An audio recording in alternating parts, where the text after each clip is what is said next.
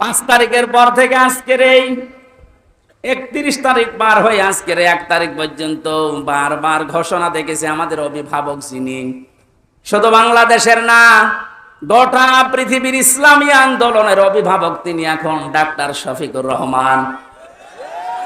দূর থেকে উল্টাপাল্টা ধারণা করতে পারেন যে কি এমন উনি জেনারেল শিক্ষিত একটা ডাক্তার। আরে ভাই, তার ইখলাস জানেন, তার তাকওয়া জানেন, তার ইবাদতের খবর জানেন। আমি ছিলাম তার সাথে 4টা দিন। আমার তো মাঝে মাঝেই মনে হয় পৃথিবীতে কেউ যদি জিন্দা ওলি দেখতে চায়, ওই আঁচতলায়, গাছতলায়, বসতলায় যারা বসে আছে বটতলায়, ওরা আল্লাহর ওলি না। আল্লাহর ওলি দেখতে চাইলে আপনি ওই লোকটার দিকে তাকিয়ে থাকবেন, ওটা জিন্দা ওলি। তার ইবাদতের মারটা আপনি খোঁজ পাবেন না। এই যে সকাল বেলায় এই পয়সা বলতে 4:30টার সময় ডাক দেয়, ওই সময় হাতে হ্যান্ডকাপ দিয়ে পায়ে বেড়ি দিয়ে কোর্টে নিয়ে যাচ্ছে। তবে 1-2 কিলোমিটার না, এই কাশিমপুর থেকে একেবারে কোর্ট পর্যন্ত যাওয়া আসা করতে প্রায় 7-8 ঘন্টা সময় লেগে যায়। এত কষ্ট স্বীকার করে রাত 8টা, 9টা, 10টার সময় ওনারে নিয়ে আসতো। ওনার যেন দেরি হয়, যেন না কষ্ট হয়। ঘরে আসার পরে দেখতাম, বলতাম, মুরব্বী খাবার খাবেন না, ঘুমিয়ে পড়েন। আমার বলছে, হামজা ঘুমাও। যেহেতু পাশেই ছিলাম, মাঝে মাঝে জিজ্ঞাসা করতাম যে এত কষ্ট করে আসলেন, ঘুমাবেন না? আমারে বলছে ঘুমাও, আমি এখন কিছু সময় আল্লাহর জিকির করব, দরুদ শরীফ পড়ব। 2-2.5 ঘন্টা ঘুমিয়ে যে মানুষটা রাত 9:30, 10টার সময় কোর্ট থেকে এসে 2 ঘন্টা 2.5 ঘন্টা পর্যন্ত ঘুমিয়ে এরপরে তাহাজ্জুদের নামাজে, হাফেজ কিনা আমি জানি না, যতটুকুই পড়তো, এরপরে সেজদায় পড়ে যেত। 40-45 মিনিট, 1 ঘন্টা দেখি সেজদায় পড়ে আছে। ভোর পর্যন্ত যার সাদা দাড়িগুলো, সাদা চুল সব সাদা হয়ে গেছে, টপ টপ করে পানি পড়তো, শুধু হাত তুলে সেজদার পরে বসে আছে। আমার তো সেজদা লাগে 1.5 মিনিট, 2 মিনিট, আর ওনার সেজদা লাগতো 45 মিনিট, 1 ঘন্টা। 1.5 ঘন্টা কেটে যেত এক সেজদায়। আমার 12 রাকার তাহাজ্জুদ মিলে মাত্র 1.5 ঘন্টা ওনার এক সেজদায় চলে যেত। বাকি তাকওয়ার খবর তো বাস্তবে আপনি টের পাননি। প্রতি সোমবার, বৃহস্পতিবার রোজা রাখার নিয়ম। কয়জন মহারথী আছে এখানে আমল করে? সারাটা জীবনে আমল করতে করতে আসতেছে, ফলে ধারণা করে দূর থেকে, হ্যাঁ কি জানে, এত ডাক্তার মানুষ। তার যে এলেমের বহর, একটা জেনারেল মানুষ হয়ে কোরআনে কারিম এরকম গভীর গভীর কথা বলা আমি বিশ্ববিদ্যালয়েও পাইনি। আরে ভাই, আমি তো ভার্সিটিতে শেষ করে আসলাম, আমাদের বহর তো আমি দেখেছি। ডাক্তার মানুষের কাছে থেকে কোরআনে কারিমের শব্দের এত গভীরে যেতে পারতেন, আমি দেখেছি বাস্তবে, যে জীবনে ওই রকম কথা আমি কোনোদিন শুনি নাই। অনার্স মাস্টার্স করেছিলাম, তো এক একটা শব্দ যখন বলতেন, এমন এমন শব্দের অর্থ নিয়ে আসতেন যে কোনোদিন কল্পনাও আসে না যে শব্দের ভেতরে থাকতে পারে। দিনের ওপরে চলতে গিয়ে কোন বাধা আল্লাহ নিজের থেকে দূর করে দেয়, রাখেন না। এটা আমি আগে জানতাম না, ওই সময় জেনেছি। আল্লাহ পাক বলেন, তোমাদেরকে যেহেতু আল্লাহ নির্বাচিত করেছে লক্ষ লক্ষ কোটি কোটি উম্মত থেকে, সুতরাং তোমাদের দাম কম না, অনেক বেশি। তোমাদের পরে ঝড় ঝাপটা, বিপদ আপদ আসবে, আল্লাহ জানে, কিন্তু আসলে আল্লাহ থাকতে দেবে না, স্থায়ী হতে দেবে না। আল্লাহ নিজে দায়িত্ব নিয়ে ওই ঝড় ঝাপটা, বিপদ আপদ তার নিজের দায়িত্বে দূর করে দেবে। আল্লাহ এইটাই করে দিয়েছে। এই কথা বলে না কেন? নাই তাই 15 বছরে কত মহারথী তো চেষ্টা করলো, সব চেষ্টায় প্রায় বিফল হয়ে গেছে। ছাত্র আন্দোলনের নামে যারা নেমেছিল, এ মানুষগুলোর সাথে মাস্ট বি আল্লাহ আবাবিল পাঠিয়েছিল। জালেমদের মনের ভেতরে আল্লাহ ভয় তৈরি করে দেন। এ দায়িত্ব কার? আরো জোরে। এটা তৈরি করেন কাদের কারণে? যে মানুষগুলোর ভেতরে ইখলাস আছে যত বেশি, তাকে দেখলে জালেমরা ভয় পায় তত বেশি। আমরা 15 বছর অনেক জালেমকে ভয় পেয়েছি তার অত্যাচারের কারণে, আর আমিরে জামাতকে এখনো জালেমরা ভয় পায় তার তাকওয়ার কারণে। বাংলার মুসলমানেরা, আমি যেটা বোঝানোর জন্য পর্যন্ত এসেছিলাম, শহীদ যারা হয় এদের নিয়ে যারা উল্টাপাল্টা ধারণা করেন, কোনোদিন এই মুখ দিয়ে কথা বলবেন না যে ওনারা মরে গেছে, এমনি না, ওনারা জীবিত, কিয়ামত পর্যন্ত শুধু জীবিত এইটাই থাকবে, কিন্তু আমরা টের পাই না। এর পরের কথা আল্লাহ দিয়েছেন, মানুষ যেহেতু ধারণা করতে পারে, মুখে হয়তো বলে না, কিন্তু ধারণা করতে পারে যে মরে গেছে। আল্লাহ ধারণার উপরে নোটিশ দিয়েছেন, ওয়ালা তাহসাবান্নাল্লাযীনা কুতিলু ফি সাবিলিল্লাহি আমওয়াতা বাল আহইয়াউন ইনদা রাব্বিহিম ইরযাকুন। সূরা আলে ইমরান 4 নম্বর পারা 11 নম্বর পৃষ্ঠা 9 নম্বর লাইনের 169 নম্বর আয়াত। এটা তাফসীরে কাবীরে পাবেন। আল্লামা ফখরুদ্দিন রাজি রহমাতুল্লাহ আলাইহি ব্যাখ্যা করতে গিয়ে লিখেছেন, ওই পৃথিবীর মানুষেরা মুখ দিয়ে তো বলবেই না, অন্তরে যেন এ ধারণাও কোনোদিন না আসে যে শহীদরা মরে গেছে। এটা ধারণাও করা যাবে না। বালাহিয়াউন, বরং তারা জীবিত, বরং তারা কি, আরো জোরে, ইনদা রাব্বিহিম ইরযাকুন, তারা তাদের রবের কাছে খাবার খাচ্ছে। শহীদ আবু সাইদের বাড়িতে গিয়েছিলাম, যে গরিব মানুষ, 6টা ছেলে ওনার, এটাই ছোট। ওনার বাবা মারে বলছিল যে অবস্থায় ওদের বাড়ি ঘর দেখলাম, আমার মনে হয় 3 বেলা পেট পুরে খাবার খাওয়ার মতো পরিবার না। আল্লাহ তার জীবনটা এত বেশি পছন্দ করেছিলেন, সাধারণভাবে মরণ দেয়নি, এত সাহস তার বুকের ভেতরে দিয়েছিলেন, জালেমদের সামনে জীবনটা দিয়ে শাহাদত বরণ করে কিয়ামত পর্যন্ত জান্নাতি খাবার খাবে। কোনো সন্দেহ নেই, এতে কিয়ামত পর্যন্ত আল্লাহ খাওয়াবে। কারণ যেহেতু মরে না, জীবিত থাকে, আর জীবিত থাকলে খাওয়া লাগে, খাওয়া লাগে না? আর খেলে রক্ত গোশত তৈরি হয়, খাবার খেলে মানুষের রক্ত গোশত তৈরি হয়। ওই দিন আমার মাহফিল, দিন রাতের বেলা গিয়েছিলাম ওখানে, রাত 9:30টার পরে অনুষ্ঠান ছিল আমার গাইবান্ধার গোবিন্দগঞ্জে। ওখানে এসে উঠলাম, জেলা আমির সাহেব এসে আমার বলছে, আমির হামজা, 1 মাস আগে এখানে সাব্বির নামে একামতে দিনের একজন, ওকে মেরে ফেলা হয়েছিল। 1 মাস পরে ওর কবর খুঁড়ে কবর ভেঙে গেছে বৃষ্টিতে, দেখলাম ওর কবরের ভেতর থেকে তাজা রক্ত পাওয়া যাচ্ছে। সিরাজগঞ্জবাসী, আল্লাহর কসম করে বলছি, কোরআনের আয়াত আমি 100% বিশ্বাস করি, শাহাদত বরণ করলে সত্যি এরা কিন্তু মরে না, এরা জীবিত। আর জেগে থাকলে যেহেতু খাওয়া লাগে, আর খেলে মানুষের রক্ত গোশত চর্বি চামড়া তৈরি হয়। 1 মাস পরে এই জন্য কবর ভেঙে যাওয়ার পরে দেখা যাচ্ছে ওর রক্ত টাটকা রক্ত। তার মানে আল্লাহ 1 মাস তাকে না খাওয়িয়ে রাখে নাই। না খাওয়িয়ে রাখলে তো পাওয়া যেত না। কথা বলেন না কেন? একটা বাস্তব আর একটা প্রমাণ দিচ্ছি, হাদিস। হযরতে হামজা রাদিয়াল্লাহু তাআলা আনহু, তার একটা ছোট্ট মেয়ে ছিল। সে শহীদ হওয়ার পরে নবীজির কাছে এসে বলেছিল, ভাই, আমার বাবা যে শহীদ হয়েছে, আপনার মুখে আমি শুনেছি, কোরআনে আছে যে শহীদরা মরে না, জীবিত, ওরা নাকি জান্নাতে ঘুরে বেড়ায়। আমার বাবা যে শহীদ হয়েছে জীবিত, আমি এটা দেখতে চাই। নবীজি বললেন, বোন আমার, কি করে দেখাবো এখানে তোমাকে? হঠাৎ করে ছোট মেয়েটা আকাশের দিকে তাকিয়ে বলছে, আব্বু আমি এখানে। নবীজি বলছেন, বোন কাকে ডাক দাও? বলছে, আব্বু ওই যে পাখা লাগিয়ে কার সাথে যেন উড়তেছে। বিশ্ব নবী বলেন, বোন আমার, ওটা দুনিয়া না, ওটা জান্নাতের ভেতরে তোমার বাবা জান্নাতের পাখি হয়ে উঠতেছে।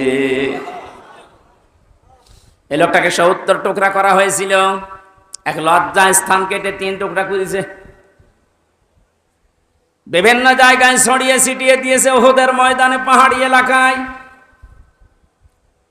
সাহাবায়ে কেরাম তার লাশ টুকরা টুকরা গুলো এনে যখন এক জায়গায় করলেন, কয়েকটা টুকরা আর পাওয়া যায়নি, এমন দূরে দূরে তারা ফেলে দিয়েছে। নবীজি নিজের চাদরটা দিয়ে হযরতে হামজাকে ঢেকে দিলেন, মাথা থেকে হাঁটু পর্যন্ত ঢেকেছিল, হাতিয়ে সেটা পার বেরিয়ে থাকে, ঢাকা যায় না। আল্লাহর নবী মুহাম্মদ রাসূলুল্লাহ নিজে সাহাবীদেরকে দিয়ে পাহাড়ি এলাকার লতা পাতা দিয়ে তার পাটা ঢেকে দিলেন, কবরে রাখলেন। যেহেতু জানাজ, তার জন্য কাফন দাফনের জন্য ধোয়ানোর কোনো লাশ ধোয়ানোর সিস্টেম নেই। শহীদরা মরে গেলে ধোয়ানো লাগে না, যেভাবে ইন্তেকাল করবে, শাহাদত বরণ করব, ওইভাবেই কবর দেওয়া লাগবে। কারণ কিয়ামতের দিন উনি ওইভাবে আল্লাহর সামনে উঠে দাঁড়াবে। আপনি যদি দেখবেন আবু সাইদ কিয়ামতে যখন উঠবে, 4টা গুলি লেগেছে যেখানে যেখানে, ওইটা নিয়ে দাঁড়াবে ঠিক ওইভাবে। আল্লাহ জিজ্ঞাসা করবে, আবু সাইদ তোমার শরীরে এতগুলো গুলি, রক্তের দাগ কেন? বলবে আমি জালেমদেরকে হটানোর জন্য, মানুষের অধিকার প্রতিষ্ঠার জন্য চেষ্টা চালিয়েছিলাম। শেষ পর্যন্ত জালেমরা আমার বুকে, আমার পেটে, আমার মুখের উপরে গুলি লাগিয়েছে।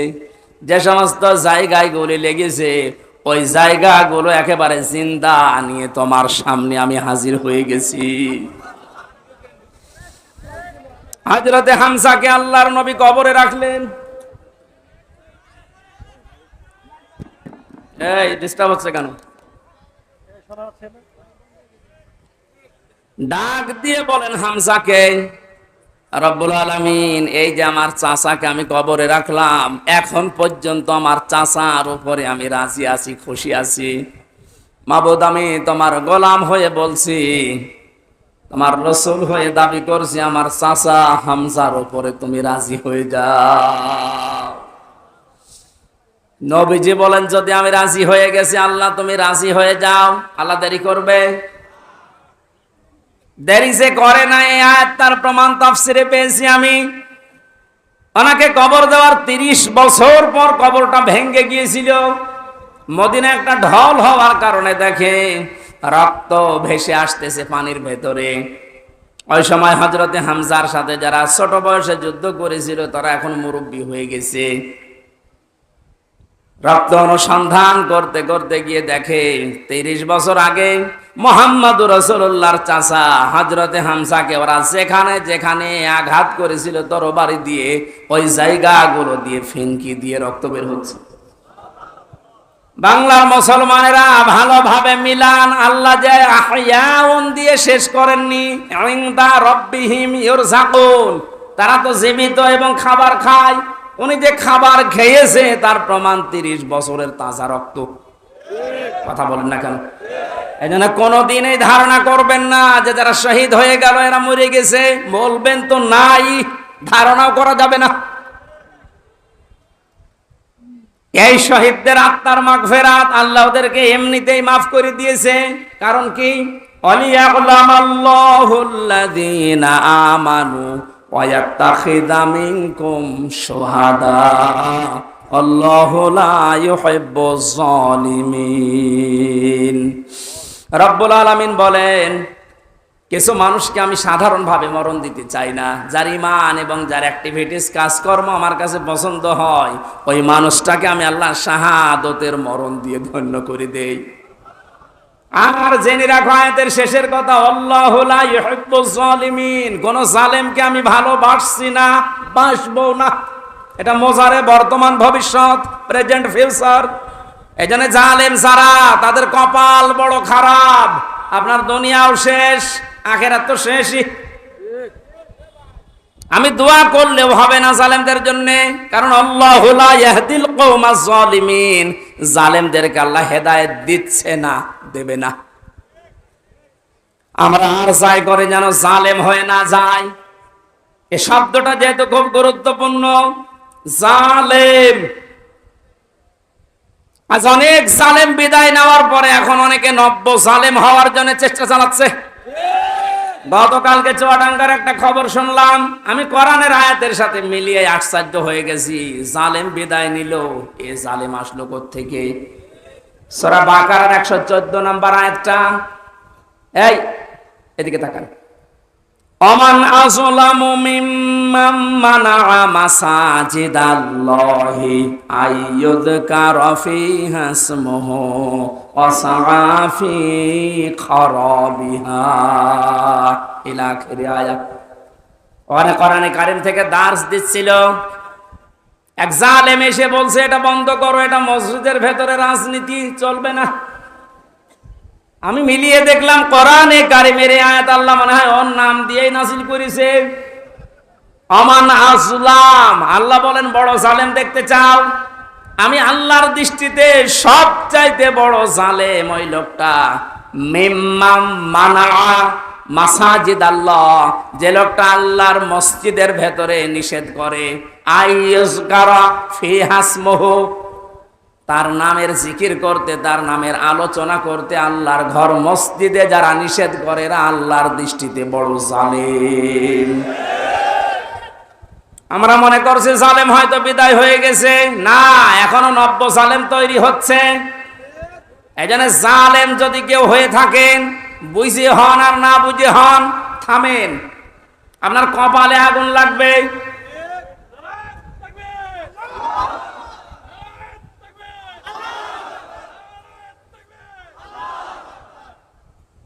এটা সূরা শুআরার ভেতরে আছে, শেষ নাম্বার আয়াত।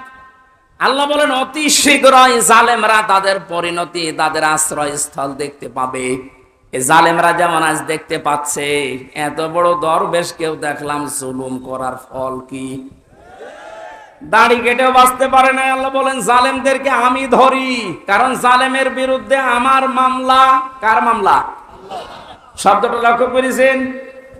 জালেমের বিরুদ্ধে হামজা মামলা দেবে না, জালেমের বিরুদ্ধে মামলা দেবে কে? ডাক্তার শফিকুর রহমান আজকেও ঘোষণা দিয়েছে কুষ্টিয়ায় যে আমরা সবাইকে সাধারণ ক্ষমা করে দিলাম, কিন্তু যে পরিবারগুলো অত্যাচারিত হয়েছে তারা যদি এখন অত্যাচারের প্রতিশোধ নিতে গিয়ে কিছু করে, ওইটার জন্য আমরা দায়ী না। শব্দটা তো আসলে ঠিক, কারণ ওয়াইন আকাবতুম ফাআকিবু বিমিসলি মা উকিবতুম বি। আল্লাহ বলেন যতটুকু অত্যাচারিত হয় প্রতিশোধ অতটুকু নিতে পারবা। আমার তো যতটুকু মনে হচ্ছে এতটুকু নিলেও জালেমরা দুনিয়ায় টিকে থাকতে পারবে না। আপনাকে ব্যারিস্টার আরমানের মতো 8 বছর যদি মাটির নিচে ওই কবরের ভেতরে রাখা যায়, আপনি যত বড় জালেম হন এমনি মরে যাবেন। আল্লাহ তো বলেছে যতটুকু করেছে অতটুকু করো, আপনি পারবেন?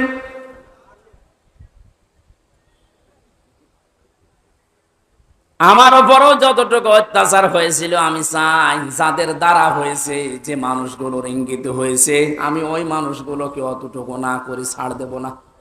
যে যা বলি বলুক না, আমার দাদা না মাফ করে দেন না, কিসের মাফ? কোনো মাফ নেই আপনার কারণে। আমার ছোট মেয়েটা আমার এখনো পর্যন্ত চেনে না। দোষ করে যদি আপনি শাস্তি দিতেন আমি মেনে নিতাম, কিচ্ছু জানি না আপনি কেন আমার জীবনে এই কাজ দিলেন। যেভাবে রেখেছিলেন আমাকে আর মাওলানা মামুনুল হককে, কোন আলেমকে এত কষ্ট আমার বাংলাদেশে আমি আর শুনি নাই।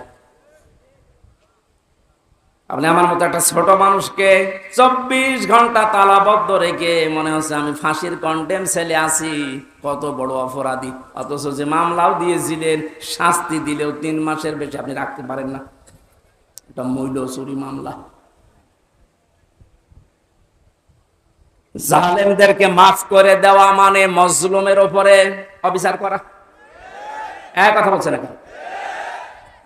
সারা বাংলাদেশের 18 কোটি মানুষকে যদি এই আয়না ঘরের সাথে যারা জড়িত ছিল, সে যেই কয়জনই হোক, যারাই জড়িত এর সাথে, এদেশের 18 কোটি মানুষ যদি মাফ করে দেয়, ব্যারিস্টার আরমানের বউ মাফ করবে না?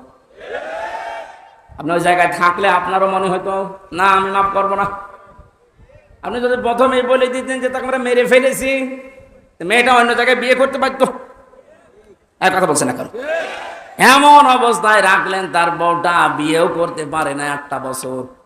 যুবতী মেয়ে এভাবে জীবন্ত যৌবন কঠিন বিষয়, আপনি টের পাচ্ছেন না। তাই এটা ঠিক রাখা কত কঠিন বিষয় উনি পার করেছেন। আপনি বলছেন মাফ করে দিন, মাফ করে দিন। মানে আপনার মেয়ে যদি হয়তো, এ কথা তো দুনিয়ার বিষয় না। জালেম যারা জুলুম করছেন আজ এবং নব্য জুলুম করার জন্য যারা প্রস্তুতি নিচ্ছেন, আপনি কিন্তু নিজের কপালে আগুন লাগাচ্ছেন। এজন্য আল্লাহর ঘরের ভেতরে যদি আল্লাহর নাম, আল্লাহর কোরআনের কথা কেউ বলতে নিষেধ করে, এটা দুনিয়ায় সব চাইতে বড় জালেম।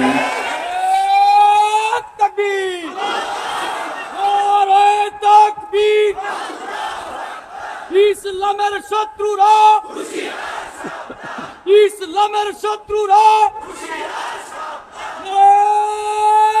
তাকবীর।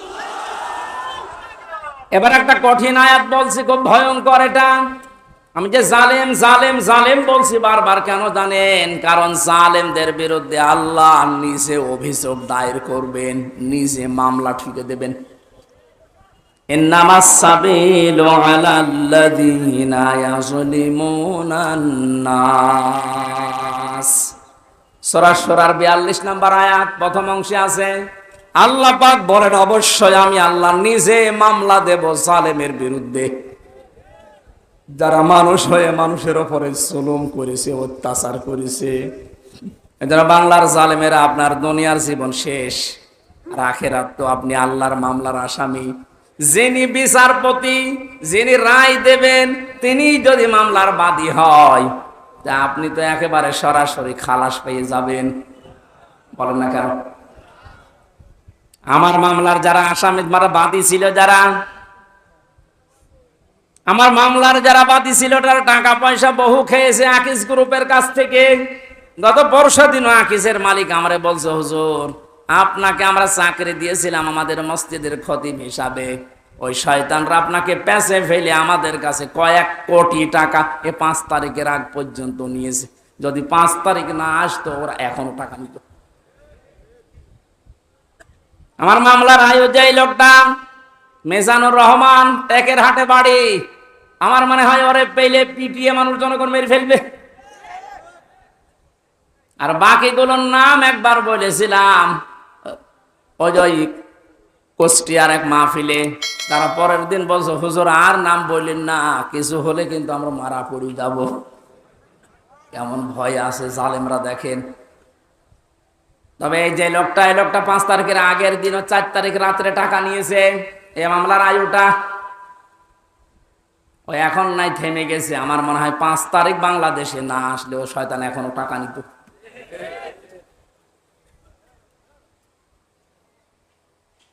আপনারা তো আল্লাহর মামলার আসামি। আমার মামলা গত বৃহস্পতিবারে সব ঢিসমিস হয়ে গেছে, খারিজ করে দিয়েছে।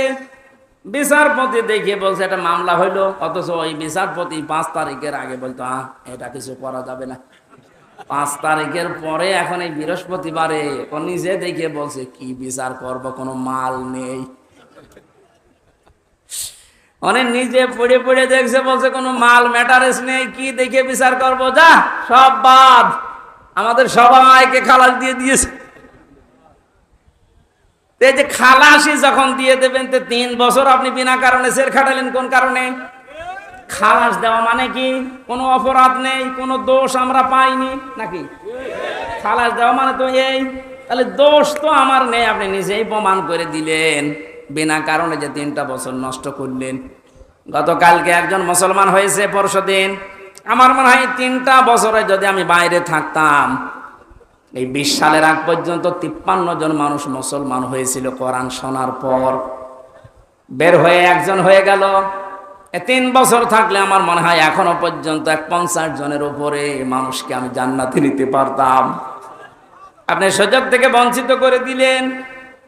এজন্য জালেম যারা, তারা হামজার মামলার আসামি না। হামজার মামলার আসামি তো হবেনি। কিয়ামতে আমি না পাপ করলে আপনি জান্নাত যেতে পারবেন না।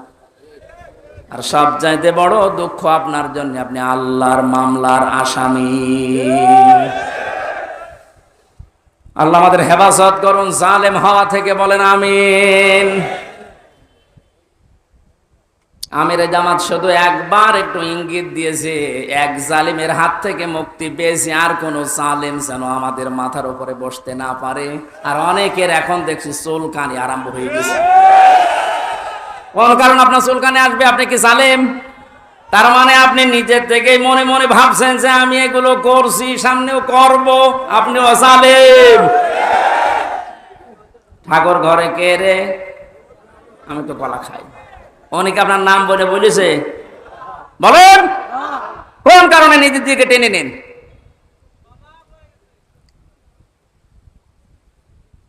পাপ যদি পূর্ণ হয়ে যায় তখন কিন্তু আল্লাহ আর ছাড় দেয় না। ওয়ালা ইয়াহসাবান্নাল্লাযীনা কাফারু আন্নামা নুমলি লাহুম খায়রুল লিআনফুসিহিম ইন্নামা নুমলি লাহুম লিয়াজদাদু ইসমা ওয়া লাহুম আযাবুম মুহিন। কাফেররা ধারণা করে আমাদের চেয়ার যে বসে আছি, ক্ষমতার চেয়ার, এর নড়ন চড়ন নেই, এটা মনে হয় আল্লাহ ভালোবেসে আমাদেরকে দিয়েছে। আল্লাহ বলেন না, ওরা মনে করে আমাদের কল্যাণের জন্য এই চেয়ার, আমরা যা করছি সবই তো বৈধ। আল্লাহ বলেন তোদেরকে তোদের পাপের বোঝাটা পরিপূর্ণ করার জন্য আমি আল্লাহ এই চেয়ারে বসিয়ে রেখেছি।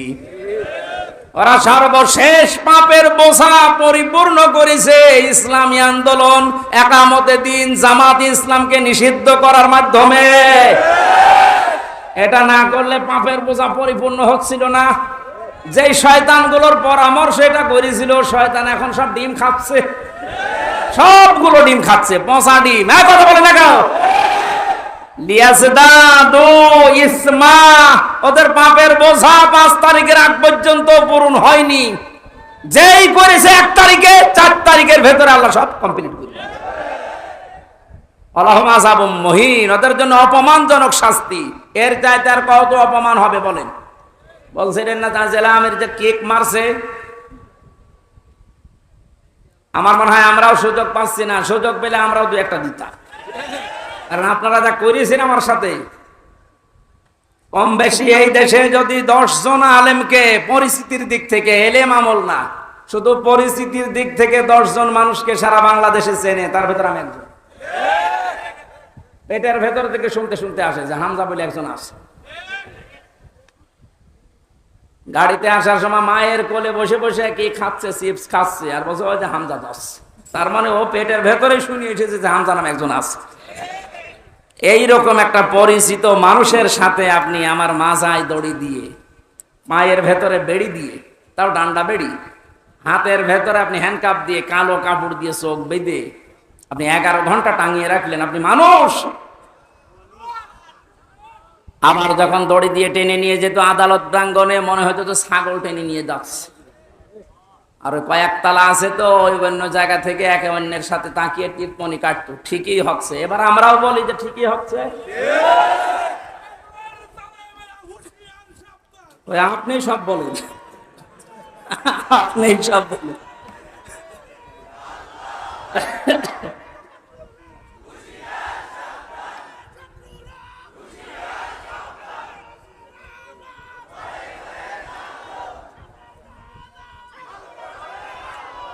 আলহামদুলিল্লাহ ভাই,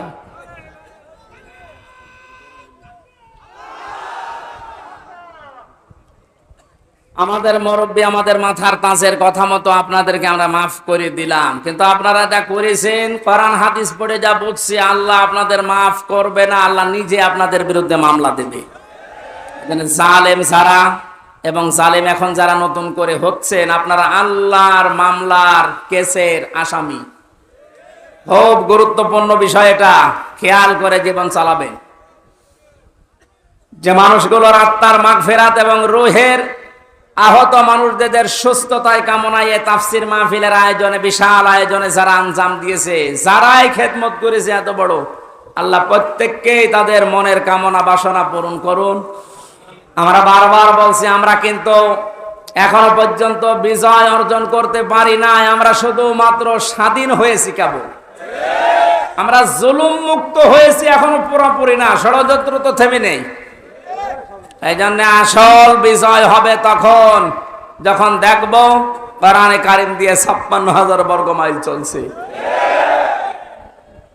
কারণ এই দেশটায় 53 বছরে বাবা চালিয়েছে, স্বামী চালিয়েছে, চাচা চালিয়েছে, বুবু চালিয়েছে, ভাবি চালিয়েছে, সবই আমি না দেখিয়ে মুরব্বীরা দেখিয়েছে।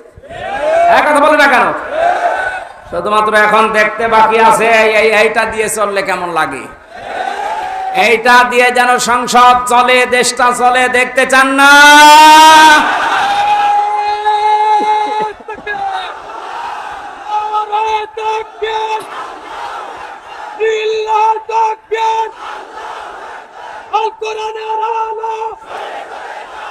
সংসদে ডালো, আল কোরআনের আলো, সংসদে ডালো, সৈরাচারীর আস্তানা। আলহামদুলিল্লাহ। অনেককে এখন এই নতুন একটা পায়, তারা আজ 2 দিন থেকে শুনছি আরম্ভ করেছে যে ইসলাম যদি যায়, এরা ভুলভাল আপনাদেরকে বোঝাচ্ছে, যদি ইসলাম যায় মেয়েরা আপনারা কিন্তু আবার ঘরবন্দি হয়ে যাবেন। এই জুজুর ভয় দেখিয়ে লাভ নেই, মেয়েরা এখন বুঝতেছে। আপনি স্ট্যাটাস গুলো পড়েন ফেসবুকে, অধিকাংশ মেয়েরা এখন বলতে চাচ্ছে ইসলাম আসলে আমরা মায়ের কোলে থাকবো। আমিরে জামাত ঘোষণা দিয়েছে যদি আল্লাহ আমাদেরকে কবুল করেন, মেয়েরা যে নিরাপত্তা পাবে কিয়ামত পর্যন্ত এই দেশের মেয়েরা ভুলতে পারবে না যে আবার কোরআন বাদে অন্য কিছু আসুক। তাই দেখাবো ইনশাআল্লাহ। কোরআনের সূরা সূরা, সূরা মানে সংসদ, সূরা মানে কি? যেহেতু সংসদ নির্বাচন সামনে আসছে, সংসদ নির্বাচন করার জন্য যে 7টা পদ্ধতি আছে, 7টা গুণ দেখে দেখে নেতা নির্বাচন করা যায়, ওই কথাগুলো আল্লাহ সূরা সূরার ভেতরে দিয়েছেন। আমরা মাত্র একটা আয়াত পড়েছি, আয়াতের নাম্বারও 7। কত? আমরা সবকিছু বাদ দিয়ে সরাসরি কোরআনের এই আয়াতে যাচ্ছি। আল্লাহ পাক বলেন ওয়াকাযালিকা আওহাইনা ইলাইকা, আমি এইভাবেই করে হে নবী আপনার প্রতি ওহী নাজিল করেছি। এই আয়াত নাজিল করা দেখে বোঝা যাচ্ছে এর আগেও আল্লাহ বিভিন্ন নবীদের উপরে ওহী দিয়েছিলেন নাকি? ধারাবাহিকতায় বিশ্ব নবীও পেয়েছেন। আল্লাহর নবীকে আল্লাহ যেটা দিলেন কোরআনান আরাবিয়্যা, নবীকে যে আল্লাহ ওহী দিয়েছেন তার নাম আরবি কোরআন। কি কোরআন? এই ভাষাটা যেহেতু আমাদের মাতৃভাষা না, এই জন্য আমাদের কাছে একটু কঠিন লাগে, কিন্তু পৃথিবীতে সবচেয়ে সহজ ভাষা আল্লাহ জানিয়েছেন আরবি ভাষা। ওহী যেহেতু কোরআনে কারীম আরবি ভাষা এসেছে, মুসলমানেরা আমাদেরকে এখন ইমানের দাবি অনুযায়ী আরবি ভাষায় শুদ্ধ করে কোরআন শিখতেই হবে, মাস্ট বি। আমি অনেক পীর সাহেবের মুরিদ, অনেক ইসলামী আন্দোলনের ভাইদেরকেও দেখেছি কোরআনে কারিমের কাছে যে ওরা দুর্বল। শুদ্ধ করে কোরআন পড়া বোঝার যে সিস্টেমগুলো চালু আছে, এটা 100 ভাগ এখন আমাদের ফলো করা লাগবে। আমি যতটুকু দেখতেছি প্র্যাকটিক্যাল লাইফে, যে রিপোর্টগুলো পূরণ করা হয় প্রতিদিন 3 আয়াত 5 আয়াত 10 আয়াত আপনি যা পড়বেন শুদ্ধ করে পড়বেন, বুঝবেন এবং এটা লিখে রাখবেন। এই সিস্টেম যদি কেউ 4 মাস 6 মাস 1 বছর পালন করতে পারে, আস্তে আস্তে তার শুদ্ধ হয়ে যাবে। আর এটা হওয়ার জন্য দেশে একটা বিশ্ববিদ্যালয় আছে, তার নাম জামাতে ইসলামী। আমি অন্য কোন জায়গায় এসে সিলেবাসটা পাইনি। আপনি যা যা করেছেন সবগুলো পয়েন্ট আকারে ওখানে লেখা লাগে। আপনার জীবন এমনি পরিশুদ্ধ হয়ে যাবে।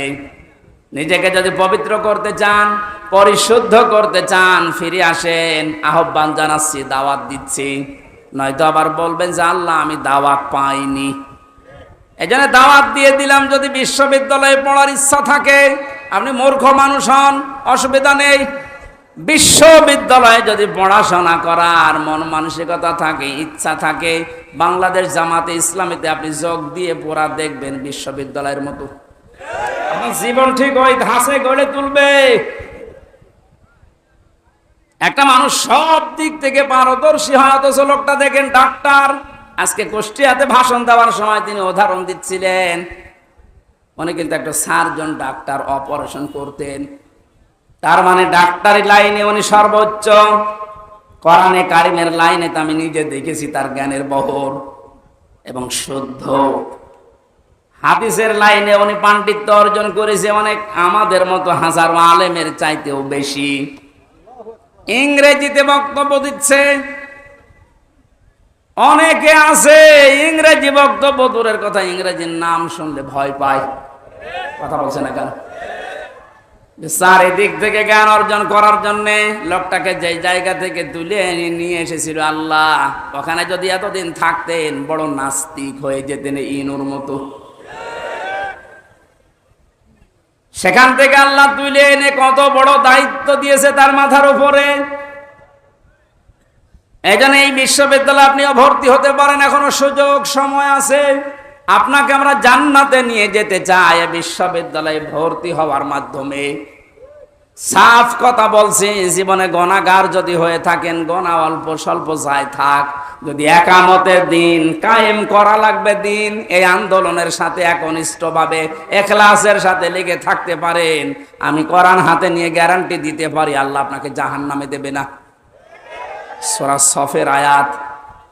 আবার বলছি, ইসলামী আন্দোলন যদি দুনিয়ায় করেন, একামতের দিন কায়েম করার জন্য ইখলাসের সাথে অ্যাক্টিভিটিস নিয়ে যদি ময়দানে থাকেন, কায়েম হলে ভালো, না হলেও আপনার অসুবিধা নেই, আপনাকে আল্লাহ জাহান্নামে দেবে না। হ্যাঁ, জান্নাতেও দেবে না কয়েকটা কারণে। তার ভেতরে এক নাম্বার, আপনি যদি মা বাবার সাথে বিয়াদবি করে থাকেন জান্নাত পাবেন না। আর এই বিশ্ববিদ্যালয়ে আসলে মা বাবার সাথে বিয়াদবি করার কোনো রাস্তা খোলা নেই। সবগুলো একেবারে ট্রেনিং দিয়ে দিয়ে ওই পর্যায়ে নিয়ে যাওয়া হয়, মানুষের মতো মানুষ হওয়ার জন্যে, দেশ প্রেমিক মানুষ হওয়ার জন্যে। এই দেশে ওপেন বলছি, ইসলামী ছাত্র শিবির ছাড়া কোনো রাস্তা খোলা নেই। আপনি যদি চ্যালেঞ্জ দিতে চান, নিয়ে আসেন অন্য সংগঠনগুলো, আমি একটা শিবিরের ছেলেকে নিয়ে যাব, তামাম দুনিয়া সব নিয়ে আসেন। 100 ভাগ না হলে আমি 99 ভাগ গ্যারান্টি দিতে পারি, ওদের চরিত্র যদি 100 ভাগের 10 ভাগ ঠিক হয়, এর চরিত্র 100 ভাগের 70 ভাগ ঠিক থাকবে। আল্লাহ রাব্বুল আলামিন কোরআনে কারীমকে যেহেতু ওহী হিসাবে আরবি ভাষায় দিয়েছেন, এখানে শুনলাম একটা মাদ্রাসা আছে, আমি যে বাড়িতে ছিলাম তিনি বলছিলেন আপনাদের একটা সুযোগ আছে, আল্লাহর এই ওহীকে শিক্ষা করার জন্য এরকম মাদ্রাসায় আপনি ভর্তি হয়ে যান, যে বয়সে থাকেন। কোরআন শুদ্ধ করা ছাড়া, কোরআন পড়া ছাড়া আল্লাহর নিকটবর্তী হওয়া যাবে না। ইমাম মালিক বলেছিলেন, মাবুদ তোমার প্রিয় হওয়া যায় কিভাবে? 100 বার তিনি আল্লাহকে স্বপ্ন দেখে একই কথা বলেছিলেন যে তোমার প্রিয় হওয়া যায় কি করে? আল্লাহ পাক বলেন, ইমাম মালিক কোরআন পড়ো, কোরআন পড়ো। উনি বারবার প্রশ্ন করতেন, আল্লাহ বুঝে পড়বো না বুঝে পড়বো? আল্লাহ পাক বারবার জবাব দিয়েছেন, বুঝে পড়ো না বুঝে পড়ো, শুদ্ধ করে পড়ো, তার তিলের সাথে পড়ো, আমি আল্লাহর প্রিয় পাত্র হয়ে যাবে। এজন্য আমরা যেহেতু মালিকের প্রিয় হতে চাই, এজন্য আমাদের শুদ্ধ করে মাস্ট বিয়েটা পড়া শেখাই লাগবে। আল্লাহ রাব্বুল আলামিন এর পরে বলেন, লিতুনযিরা উম্মাল কুরা ওয়া মান হাওলাহা। হে নবী, এই কোরআন দিয়ে আপনি মক্কার এবং মক্কার আশেপাশে যা আছে, এই আশপাশ বলতে তামাম দুনিয়া বুঝিয়েছেন আল্লাহ। তাফসীর ইবনে কাসিরে লিখেছে, আমান হাওলাহা মানে সমগ্র পৃথিবী। সুতরাং এখন নবী নেই, উনি থাকলে এই কাজটা করতেন। সৌদি আরব থেকে বাংলাদেশে এসে আপনাদেরকে সতর্ক করতেন। এই সতর্ক বাণী পড়া কোরআন শরীফে আছে 500টা। কয়টা? সবচাইতে বেশি যেই বিষয়টা দিয়ে মানুষ সতর্ক হতে পারে তার নাম কিয়ামত। কারণ এইটার জবাবদিহিতা যতদিন পর্যন্ত আপনি উপলব্ধি করতে না পাবেন যে কিয়ামত হবে, আল্লাহ বলেন, তুনজিরা ইয়াউমাল জামিউ লা রাইবা ফি, ওই দিন সম্পর্কে সতর্ক করো যেদিন সম্পর্কে কোনো সন্দেহ নেই, সন্দেহের অবকাশ পর্যন্ত নেই। মানুষের জীবন পরিচ্ছন্ন হওয়ার জন্য 8টা মাধ্যম আছে, তার 1 নাম্বার মাধ্যম এইটা যে যত বেশি জবাব দিতে হবে, আল্লাহর দরবারে দাঁড়াতে হবে, এরকম টেন্ডেন্সি যত বেশি তৈরি করবে তার জীবন তত বেশি পরিচ্ছন্ন হবে। খলিফাতুল মুসলিমিন হযরত আবু বকর সিদ্দিক রাদিয়াল্লাহু তাআলা আনহুকে তার স্ত্রী উম্মে রোমানা ডাক দিয়ে বললেন, স্বামী আমার, বাইতুল মালে যিনি দায়িত্বে আছে খাজানচিতে, অর্থমন্ত্রীকে আপনি বলেন আগামী মাস থেকে যেন আগামী মাসের যে বেতন আছে ওটা যেন অ্যাডভান্স আমাদেরকে দিয়ে দেয়। উনি বললেন, কেন? ছেলে আপনার পায়েস খেতে চেয়েছে, পায়েসের টাকা আমাদের কাছে নেই। চলে গেলেন বাইতুল মালে, ডাক দিয়ে বললেন, আমার কিছু টাকা পয়সা লাগবে, যেহেতু এ মাসের টাকা আমি নিয়ে নিয়েছি, আগাম মাসের টাকা আমার অ্যাডভান্স দিয়ে দেন। বাইতুল মালে যিনি দায়িত্বে ছিলেন তিনি ওই রকমই তেল মারা মানুষ না।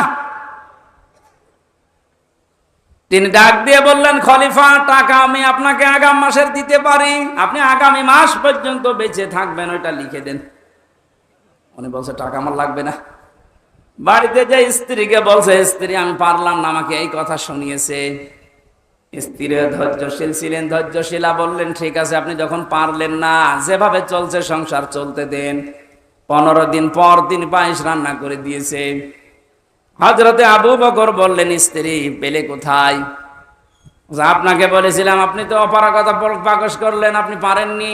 আমি প্রতিদিন 1 মুঠ 1.5 মুঠ করে তুলে রাখতাম এই আটা চাউল যাই বলেন। এই 15 দিন তুলতে তুলতে প্রায় 2 কেজি হয়ে গেছে। ওটা পাশের বাড়িতে বিক্রি করে আমি আজকে এই পায়েসের ব্যবস্থা করেছি, কোনো উল্টাপাল্টা কাজ করিনি। উনি বললেন ঠিক আছে, সন্তান আব্দুল্লাহ ভালো করে খাও। দৌড় দিয়ে চলে গেলেন বাইতুল মালের খাজানচির কাছে, বললেন বাইতুল মালের দায়িত্বে আছো, অর্থমন্ত্রী, আগামী মাস থেকে আমার বেতন যদি 12,000 টাকা দিতে থাকো তো 2,000 টাকা কম দিও। কেন? কারণ 10,000 টাকা হলেও আমার সংসার চলে, এটা আমি দেখেছি। আমার মনে হচ্ছে এই যে কিয়ামতের জবাব দিতে হবে, টেন্ডেন্সি তার ভেতরে কোন পর্যায়ে ছিল আপনি বলেন।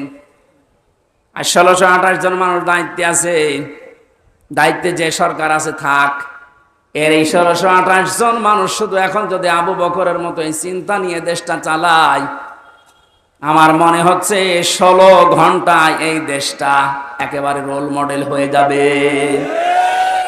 এতদিন যারা রোল মডেল করেছিল, কি মডেল দেখিয়েছেন আপনি? কি মডেল দেখিয়েছেন? এটা একটা জরিপ পেলাম আজকে, এটা শোনালে আপনার মাথা খারাপ হয়ে যাবে। অবশ্য চাক 2009 সালে পিলখানার নির্মম হত্যাকাণ্ড, আমার সাথে 1500 জন মানুষের, তার ভেতরে আমার মনে হয় 900 মানুষকে তো আমি পরিচয় করেছিলাম বিডিআর বিদ্রোহের নাম দিয়ে। এই 14-15 বছর বেকার তারা জেল খাটতেছে, কিচ্ছু জানে না, এমনও মানুষ আছে। পঞ্চগড়ে এক মুরব্বির সাথে পরিচয় ছিল, বলছে আমি রিটায়ার্ড করবার 1 মাস পরে, অথচ আজ 15 বছর 14 বছর আমি জেলে আছি।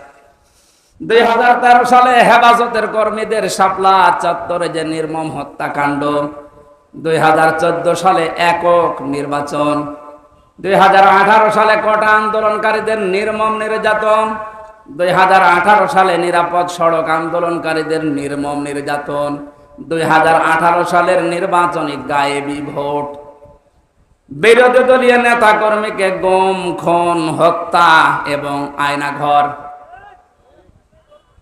11 লক্ষ কোটি টাকা বিদেশে পাচার, তার ভেতরে এক দরবেশে 36,000 কোটি টাকা,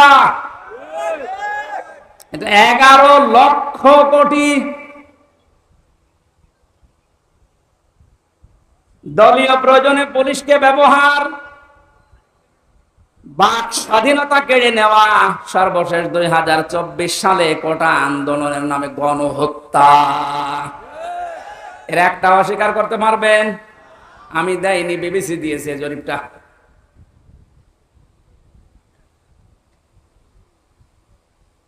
এই জন্য তো বলছি 1628 জন মানুষ যদি এই বাংলাদেশে এখন হযরতে আবু বকরের এই মন নিয়ে দেশটা চালাতে পারে, আন্দাজে উল্টা পাল্টা টার্গেট দেওয়া লাগবে না। কি রোল মডেল বানিয়েছিলেন, এই যে জরিপ এখন সামনে আসতেছে। কত বড় দুর্নীতিগ্রস্ত একটা রাষ্ট্র হয়ে গেলে বাইতুল মোকাররমের ইমাম পর্যন্ত পালিয়ে যায়। একটা বড় মসজিদের খতিব, সে লোকটা পালিয়ে গেল, তার মানে কোন জায়গাটা বাকি আছে আপনি বলেন? কোন জায়গা বাকি নেই। একটা মসজিদের খতিব যদি পালিয়ে যায়, আসলটা তো পালিয়েছে, মসজিদের খতিব পালিয়েছে, তার মানে তামাম দুনিয়া দেখেছে যে আপনি কোন পর্যায়ে দুর্নীতিকে নিয়ে গিয়েছিলেন। আর রোল মডেল বানিয়েছেন বাংলাদেশকে। রোল মডেল হবে হযরতে আবু বকরের চিন্তা নিয়ে আসেন, যে আমার 8,000 10,000 টাকা হলে মাস চলে যায়, অর্থমন্ত্রী আগামী মাস থেকে তুমি 2,000 কম দিও। কিয়ামতে জবাব দিতে হবে। বিশ্বাস যত বেশি তৈরি হবে, আপনার জীবন পরিচ্ছন্ন হবে। ফারিকুন ফিল জান্নাতি ওয়া ফারিকুন ফিস সাঈর। একদল মানুষকে আল্লাহ জান্নাতে প্রবেশ করাবে, একদল মানুষকে জাহান্নামে দেবে। সুতরাং যাদেরকে জান্নাতে দেওয়ার ঘোষণা দিচ্ছেন, আল্লাহ যেন এই দলে শামিল হওয়ার তৌফিক দেন। আমিন, আল্লাহুম্মা আমিন। লা ইলাহা ইল্লা আনতা সুবহানাক ইন্নী কুনতু মিনাজ জালিমিন। ও মাবুদ, কোরআনে কারীমের কথাগুলো শোনার জন্য মানুষগুলো এত পাগল, এদের উপরে তোমার খাস রহমত নাজিল করে আল্লাহ। এই আয়োজনে যদি খুশি হয়ে সব দিয়ে থাকো, আমাদের নবীজির রওজায় পৌঁছিয়ে দাও। তামাম দুনিয়ার মাটির নিচে যত মানুষ ঘুমিয়ে গেল আল্লাহ মাফ করে দাও। যে সমস্ত শহীদদের আত্মার মাগফিরাত এবং অসুস্থ মানুষদের সুস্থতায় কামনায় এই মাহফিলের আয়োজন, আল্লাহ তুমি সব দেখতে পাচ্ছ, সব শুনতে পাচ্ছ। ওদেরকে তুমি শাহাদাতের উচ্চ মর্যাদা দান করো, আহতদের তুমি শেফায়ে কামেলা জেলা নসিব করে দাও। এ বাংলাদেশে আমরা স্বপ্ন দেখি কোরআন দিয়ে চলবে, আল্লাহ আমাদের কোনো স্বপ্ন নেই। এটা আমাদের রাজনীতিও না, এটা তোমার নীতি। যেহেতু তুমি জানিয়েছো কোরআনে কারিম দিয়েছি রাষ্ট্র চালাতে, আমরা এইটা চাই, তুমি চোখে দেখার তৌফিক দাও। যা করা লাগে আমরা তোমার হাতে দিলাম। আল্লাহুম্মা ইন্না নাজআলুকা ফি নুহুরিহিম ওয়া নাউযু বিকা মিন শুরুরিহিম। মুসাফির অবস্থায় আছি, অসুস্থ অবস্থায় আছি, মাজলুম অবস্থায় আছি, আল্লাহ তুমি আমাদের মোনাজাত কবুল করো। জীবনে কিচ্ছু চাই না আমাদের নিজেদের জন্য, শুধু এইটা চর্ম চোখে দেখতে চাই যে কোরআন দিয়ে দেশটা চলছে। মা বোনেরা পর্দায় আছে, পর্দায় থাকার তৌফিক দাও। আল্লাহ তাআলা আমার স্ত্রী অসুস্থ, আমি দোয়া চাই, মেহেরবানি করে তাকে তুমি শেফায়ে কামিলা আজেলা নসিব করে দাও। আমাদের সন্তানাদিগুলোকে তুমি নেককার বানাও। আগামীতে এলাকায় কোরআনের আলোচনার কারণে আল্লাহ তাআলা যত আলোচনা হচ্ছে হবে, আমাদেরকে তুমি হেদায়েতের জরিয়া বানিয়ে দাও। মাটির নিচে যত মানুষ আছে এলাকায়, প্রত্যেককে কবরে তুমি জান্নাত দান করো। আল্লাহ শেষ কথা বলি, জালেমদেরকে কিয়ামতের আগে তুমি আর চেয়ারে বসিও না। বারাকাল্লাহু লানা ওয়া লাকুম ফিল কোরআনিল আযীম। মরণ আসলেই যেন বলতে পারি লা ইলাহা ইল্লাল্লাহু মুহাম্মাদুর রাসূলুল্লাহ। জেলখানায় যে বইগুলো লিখেছিলাম আপনারা অনেকে বই নিয়েছেন। মেয়েদের জন্য আজকে নতুন 2টা বই আছে, এই যে গাড়ি আছে এখানে, এই গাড়ি থেকে